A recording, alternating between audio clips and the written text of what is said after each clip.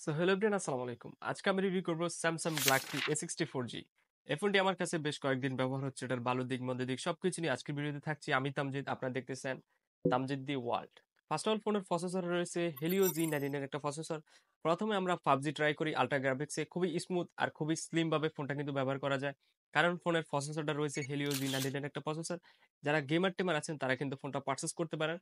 এদিক দিয়ে আবার প্রসেসরটা ভালো দেওয়ার কারণে আর RAM ম্যানেজমেন্টটা কিন্তু ভালো থাকার কারণে কিন্তু আমরা গেম খেলে স্মুথলি রেজাল্ট পেয়ে যাই ফোনটা থেকে।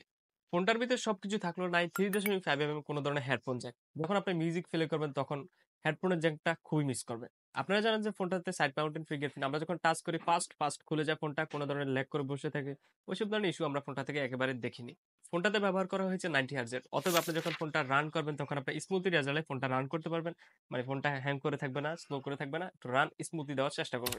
কিন্তু 2025 সালে এসে আপনার একটা জিনিস চোখে লাগবে, যেটা হচ্ছে ওয়াটার ড্রপ ক্যামেরা। এখানে যদি পাঞ্চল দিত তাহলে একটু গর্জিয়াস বা আরেকটু সুন্দর লাগতো। ফোনটা দিয়ে যখন আমরা মাল্টিটাস্কিং করতে যাই বা হেভি টাইমে ব্যবহার করতে যাই, ফোনটা কোনো ধরনের হিট হয়ে বসে থাকে, হ্যাং করে বসে থাকে, ওইসব ইস্যু আমরা একেবারে ফোনটা থেকে দেখিনি। আমরা এখন চলে যাব স্যামসাং এর camera performance. Camera performance obviously এটার স্ট্যান্ডার্ড জায়গায় ছিল।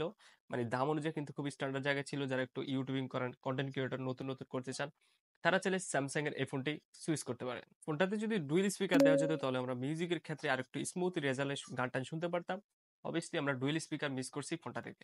সাউন্ড কোয়ালিটি মোটামুটি ভালো লাগছে, কিন্তু যখন আপনারা ফুল ভলিউমের সাউন্ড শুনতে যাবেন তখন কিন্তু মোটামুটি ডিসেন্ট টাইপের একটা মিউজিক বের হবে ফোনটা থেকে। স্যামসাং এবার একটা চাল খেলেছে, যেটা হচ্ছে 25 ওয়াট